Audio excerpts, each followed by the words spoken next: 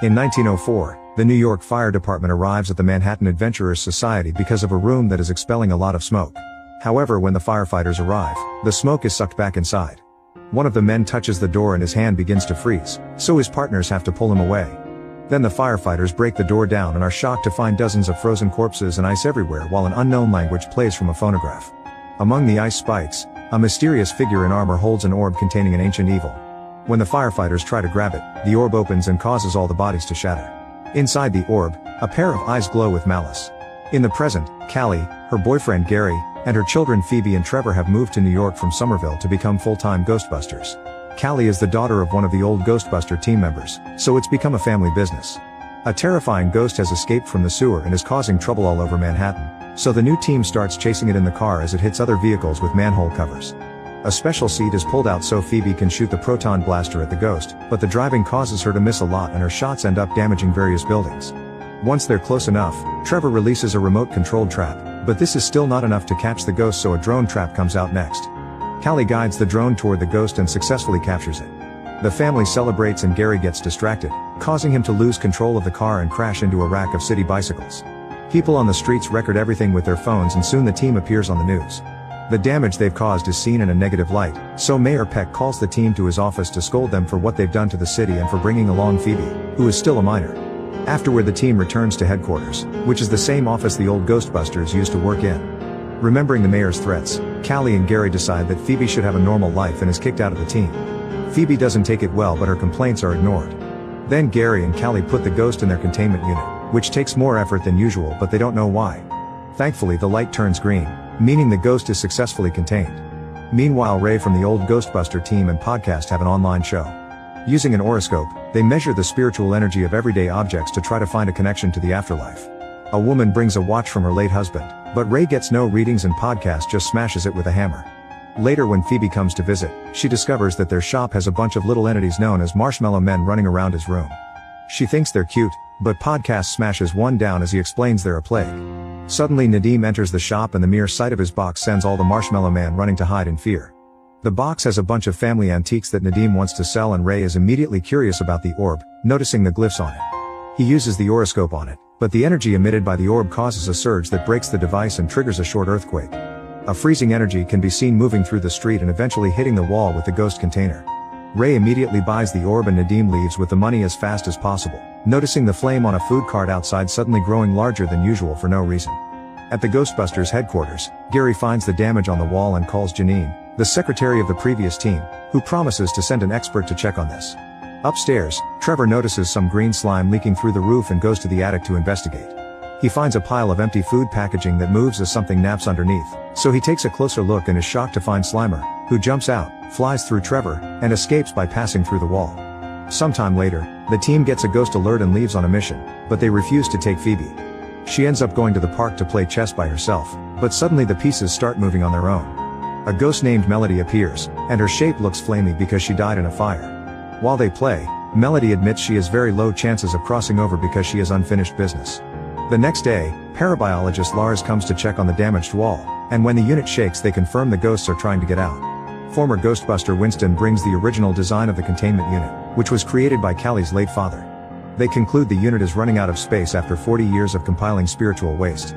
Winston also informs them that the blast that caused the earthquake created a rift which could potentially act as a gateway to the other side. Since obviously this building won't hold for long, Winston takes the team to a secret lab where he's keeping the Paranormal Research Center. All kinds of scientists gather here to study supernatural phenomena. Trevor gets to reunite with his friend Lucky, who is working there as well. Whenever Ray finds an item with supernatural energy, he sends it to the lab, and Lars puts them in a machine that separates the ghost from the object.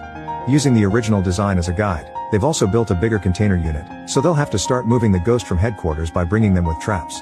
Not all the ghosts are kept in the unit, some of them are in special cells for further study. Phoebe is freaked out by a skull while Gary and Callie step back when a ghost pukes at the glass. There's also a possessor that likes jumping from device to device. Later in the evening, the team gets another mission and leaves without Phoebe again. At that moment a second emergency call comes in, so Phoebe and Podcast go to take care of it behind the adults' backs. They make it to a restaurant and discover the ghost is Melody, so Phoebe doesn't dare to shoot. Melody immediately escapes and Phoebe reacts too late, causing the windows to break. Meanwhile in the lab, Lars and Lucky are working with Ray's objects. When it's the orb's turn, All the ghosts in the cells feel rather disturbed. The machine fails to remove the spirit and suddenly the lab goes through a power surge. Some cell windows break and the ghosts start moving to escape, but at that moment Lars fixes the power and everything goes back to normal. Then he grabs the orb, only for his hand to start freezing. Lars drops the orb right before he can lose his arm. Moments later, Melody visits Phoebe in her room. Phoebe shows her around and Melody almost touches the containment unit but stops just in time. Melody also keeps playing with some matches, so Phoebe explains that's the object that's anchoring her to this world. It turns out these matches started the fire that killed her family. In the lab, the orb sends out a freezing blast that hits the unit again and shuts down the power in the city. The blast moves near Melody, who says she's working as fast as she can but sounds hesitant about having to use Phoebe for the plan. The following day, Trevor puts down a trap in the attic and covers it with junk food before hiding with a proton blaster ready. Slimer comes out to eat, but before Trevor can shoot it, another earthquake hits the city. The team rushes to the containment unit and finds a huge hole in the wall plus frost all over the place. Afterward the team returns to the lab and learns that the orb is also freezing. Grabbing it with a tool, Lars shows the orb to the Marshmallow Men, who feel so attracted to it that they splash against the window. Apparently the orb can mind control ghosts. It also freezes certain devices when it gets too close. Desperate for more information, Lucky, Trevor, and Lars go to see Nadim, who shows them his grandmother's special room. There are lots of antiques there, like some weird horns and the armor from the beginning. Lars realizes that everything in the room is made out of brass, which can trap ghosts. When the trio uses the oroscope on Nadim, there's a strong reaction, so they bring him to the lab with them. After connecting Nadim to a machine, former Ghostbuster Peter starts asking some strange questions. Suddenly he throws a pen at Nadim, who gets angry and causes a nearby flame to grow bigger. As an argument ensues and Peter throws more pens, Nadim's anger grows and so does the flame, which means he has the power to manipulate fire. In the meantime, Podcast is reviewing the video he took at the lab and discovers a weird ancient language coming out of the orb. He, Phoebe, and Ray decide to consult an expert and leave on Ray's old bike. They go to the New York Public Library and talk to a scientist who translates the words from the video while showing them a carving on an old book. Centuries earlier, a power-mad king sought help from a powerful entity called Garaka, who had his own plans to bring a new ice age. Nadim's ancestors were a team known as the Fire Masters, who used their abilities to imprison Garaka in the orb and steal the horns that gave him his power. If Garaka becomes free, New York would experience the death chill, which kills people with a cold formed from chilling fear. The scientist also shows them some wax cylinders with old recordings, including one from the Manhattan Adventurers Society. That group used to love stealing relics and many years ago tried opening the orb, which killed them all. The group hears the recording and finds the same words from the video. Suddenly the cylinder starts shaking and jumps out of the machine to land in a trash bag, which starts going crazy around the library. The team starts following it and when Ray walks among the shelves, he's blocked by the same library ghost from the 80s. The group follows the ghost outside and finds it resting on the lion statue. Ray tries to reach for it, but suddenly the lion starts moving because the ghost left the bag to possess the statue instead. As people run away in panic, Phoebe gets a proton blaster from the bike and shoots the lion, causing it to explode. Moments later, Peck announces that he's shutting down the Ghostbusters, which has been his wish since the old days. Phoebe tries to protest, but Peck says it's either this or going to prison. In the evening, the team returns to headquarters and discovers all their equipment has been taken by the police. While Phoebe argues with her parents, Ray shows Nadim the damage on the containment room and tells him he's the next Fire Master, so he needs to start training to save the world. The first exercise is to move a flame from a lighter to a candle.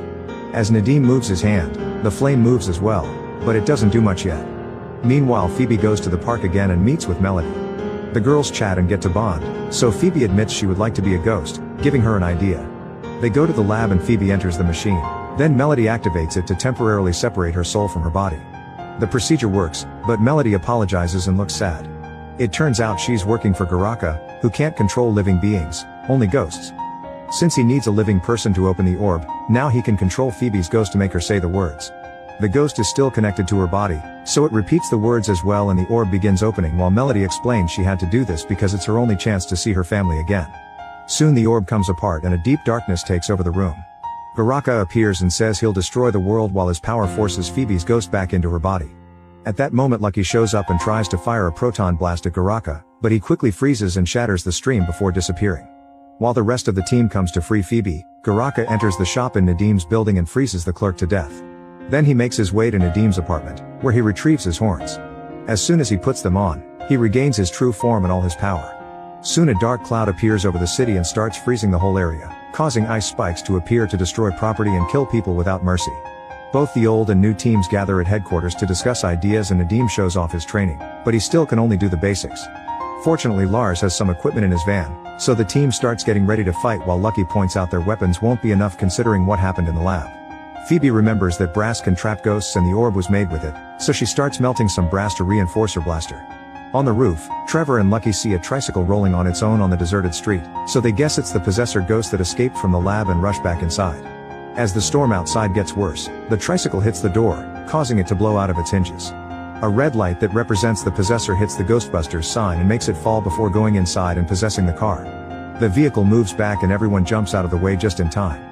Lars goes into another room because he heard a noise, but it's one of the little ghosts from the lab, who shoots goo at his face. The red light soon leaves the car by possessing a paper plane, then it jumps into Lucky's proton pack. It raises the blaster and tries to shoot Trevor, but Gary pushes him away and Nadim uses his power to redirect the blast out the window. Podcast smashes the pack with his hammer and the ghost jumps out to possess a pizza, only to end up devoured by Slimer. At that moment the ice starts covering the headquarters building. Phoebe goes to the unit room and finds Melody, who swears she didn't want to hurt anybody and only wanted to see her family. Furious, Phoebe makes her see that nobody can help her move on. Melody has to find it in herself. Then Garaka finally arrives and blocks the front door with more ice spikes. As the building starts shaking and coming apart, the Ghostbusters shoot all their proton blasters at the same time, but Garaka freezes all the streams in seconds. Suddenly Nadim appears wearing the Fire Master armor and tries to use the lighter to summon a flame, but it's not working because he used all the fluid in training. Garaka grabs the lighter and destroys it before shooting a blast that creates a chasm in the floor and traps everyone with more ice spikes. Then Garaka says an incantation to release all the ghosts from the unit, which makes a huge energy blast to shoot up into the sky. All the ghosts from the unit escape and start terrorizing the city, but Phoebe can't see Melody anymore. She rushes upstairs and fires her blaster at Garaka, who can't freeze this reinforced energy, so he shoots frost at Phoebe instead. The girl instantly freezes and Garaka tries to extract her soul, but at that moment Melody reappears and lights her last match. Now Nadim can create a fireball that he shoots at Garaka, and the strong heat melts the ice in the room, releasing everyone. Phoebe shoots her blaster again and has trouble standing still with so much power in her hands, so her family helps her hold it. While the combined effort of the reinforced blast and Nadim's fireball overpower Garaka, Podcast rushes to the car and releases the drone trap. However, the Marshmallow Men have also escaped the lab and mess with him, causing him to lose control of the trap and allowing Garaka to knock it down. The older Ghostbusters realize that since Garaka released all the ghosts, the containment unit is now empty. They run to the basement to activate it, and thanks to everyone working together, Garaka is dragged into the unit and the light turns green, confirming the bad guy has been successfully sealed. Afterward, Melody gives Phoebe her matchbox and says goodbye before finally moving on. The team comes out and discovers all the ice is melted. Perk appears to try to scold them again, but all the locals are showing their support and Perk has no choice but to play along, allowing the Ghostbusters to function for now. Now all the ghosts that Garaka released are loose in the city, so the team jumps back into action to start cleaning. On their way out, Phoebe calls Gary Dad for the first time. Some time later, when a truck driver stops at a gas station, the Marshmallow Men use the chance to steal away his vehicle. Make sure to subscribe and turn on notifications so you can watch more videos like this. Thanks for watching.